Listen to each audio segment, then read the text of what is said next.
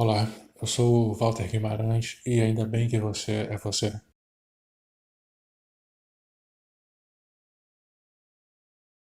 Gente, eu vou falar sobre a série Pacto Brutal. Tem um outro caso que eu vou abordar da menina Miriam Brandão e da sua mãe Juscelia. Existe uma razão para elas aparecerem na série.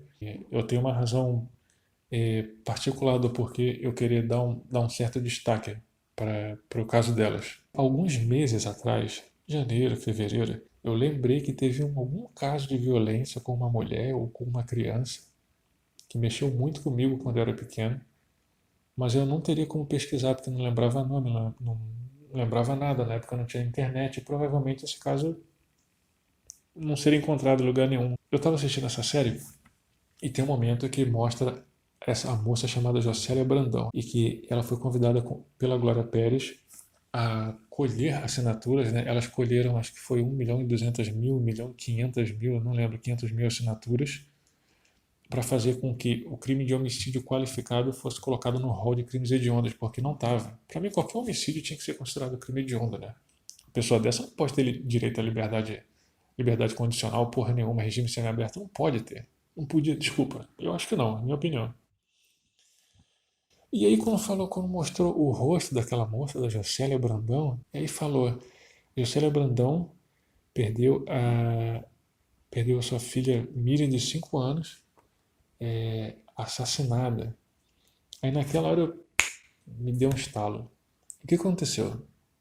E esse caso foi o caso que eu esqueci há 30 anos, o caso que eu tinha esquecido, que me chocou muito, que toda matéria que aparecia na TV eu gravava no VHS, né?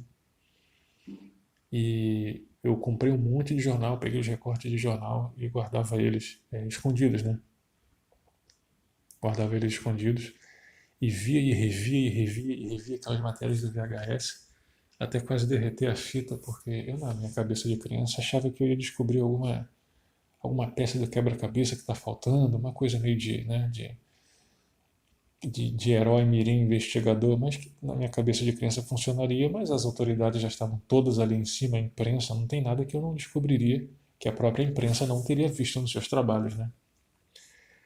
E aí eu lembrei do caso, mas foi num estalo assim, cara. Eu fiquei meses, sei lá, 6 meses, 8 meses pensando naquilo.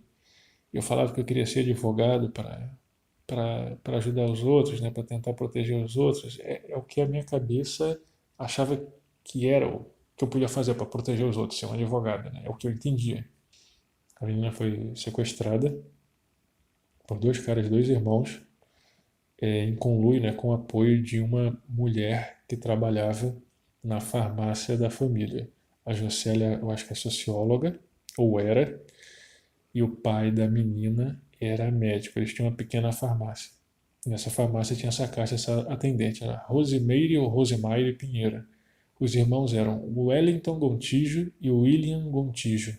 Ela foi sequestrada no dia 22, né, de dezembro de 92. De manhã, né, os caras invadiram a casa dela, se passando por funcionários da operadora telefônica, dominaram a empregada, e eles sabiam, tinham as informações de tudo e tal, porque a Rosimeire, que trabalhava na loja, que era chegada com a família, né? A, a Jocélia, ela fala que às vezes ela brincava essa moça brincava com a Miriam, chegou a fazer tipo trança no cabelo dela, tinha alguma intimidade. A polícia pegou o tal, acho que foi o William, o próprio William, ou o Wellington, não lembro, um dos dois. Pegou ele num telefonema tentando estabelecer, né, um valor de resgate com a família. A polícia conseguiu prender ele no ato e foi até o cativeiro, estourou o cativeiro, que tudo indica era a casa de um deles. A mãe, a Jocélia, chegou lá um pouco depois do cunhado, né? E ela falou assim: detalhe que a família já estava com uma festa toda organizada, né, para receber a menina. Esperançosos, né, de receber a filha que ele estaria, né? E ela falou: pô, cadê minha filha? Falou com o cunhado. O cunhado falou para ela, palavras da Jocélia, né? Falou assim: pô, nós perdemos a batalha. Ah, como assim? Ah, a Miriam tá morta. E ela perguntou, tá, mas olha, deixa eu ver minha filha então, deixa eu ver o corpo da minha filha, quero saber o que aconteceu com ela. E aí ele disse para ela assim, não tem corpo. O que acontece? Eles sequestraram a menina, e a menina quando viu que estava num lugar estranho, com pessoas estranhas, ela começou a chorar, chamando os pais e tal. Né? Imagina o desespero, a menina de 5 anos. E o irmão que estava com a menina, é o William, ele falou que ela acordou na madrugada, durante a noite do dia anterior ao sequestro, já no dia posterior ao sequestro, muito desesperada, ele não sabia o que fazer. Ele asfixiou a menina com éter, ele esquartejou a menina, ele carbonizou, queimou o corpo dela, né? Em cima de uma telha de zinco e enterrou num buraco, fez um buraco, sei lá, 1 metro de profundidade e enterrou num buraco. Depois com a dada investigação, né, tem uma imagem da reportagem da época que mostra um dos policiais ele peneirando o que foi encontrado no buraco. E tudo que a Jocélia recebeu da filha dela foi uma caixa com 150 gramas de cinza, 2 dentes carbonizados e 2 pedacinhos de ossos. Os 2 irmãos esquematizaram isso com essa mulher, porque eu acho que o William era namorado dela, e eles fizeram isso porque eles tinham dívida de rinha de galo, né, de jogo, né, de rinha de galo. Tinham dado cheque sem fundo na praça, uma coisa assim. E aí resolveram sequestrar a garota. E o cara desesperado, ele fez o que fez. Eu tinha esquecido disso completamente. E de repente, assistindo a série sobre o assassinato da Daniela, isso apareceu o rosto da Jocélia falando o nome. Ah, o caso da menina Miriam Brandão. De repente, eu queria ser um advogado e tal, mas o tempo vai passando e você vê assassinato todos os dias nos telejornais, todos os dias. E aqueles brutais que mais chocam, que era uma coisa que faziam a sociedade toda se revoltar. Hoje você assiste um por semana, uma a cada 2 semanas. Interessante é que na época, quando isso aconteceu, eu sentia que eu queria proteger a menina porque era como se fosse uma irmã. Né? E tem o nome da minha mãe, né? Era como se fosse uma irmã. Era até parecida fisicamente comigo, né? Eu só lembrava da imagem assim de uma menina ou de uma mulher de um chapéu. E é a imagem, eu vou chamar de clássica, né, que todo mundo conheceu, porque a mãe disse que eram fotos que ela tirou, acho que aos 3 ou 4 anos de idade. Acho que era aos 3. E vendo isso agora, tipo, 30 anos depois, a sensação mudou. É engraçado, a sensação de perda voltou assim automaticamente, mas é como se eu tivesse perdido uma filha, por conta da minha idade, né? Porque eu envelheci, mas ela não, né? Ela não teve o direito de envelhecer. No final das contas, o Wellington Gontijo e a Rosimeire Pinheiro pegaram acho que 21 anos de prisão. Devem ter cumprido ali uns 8 ou 9 e foram para liberdade condicional. E o William, que não só sequestrou, mas matou, destruiu o corpo, tentou ocultar o cadáver, ele pegou acho que 30 e cumpriu um pouco mais, né, para ter liberdade condicional. Estão todos livres, estão livres. O Wellington Gontijo hoje, ele é pastor, assim como o Guilherme de Pádua, não criticando aqueles que procuram alguma salvação na religião.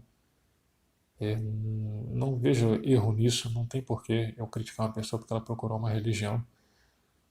Mas se sou dessas igrejas, eu não aceito, eu saio. Não fico, não adianta. Não tem como confiar. Uma coisa é o perdão de Deus, outra coisa é confiar numa pessoa dessa, ao teu lado, sabendo que ela já fez. Não é uma questão só de perdoar, de querer dar perdão. Você confia na palavra de uma pessoa dessa? Não, de forma alguma. Eu não confiaria.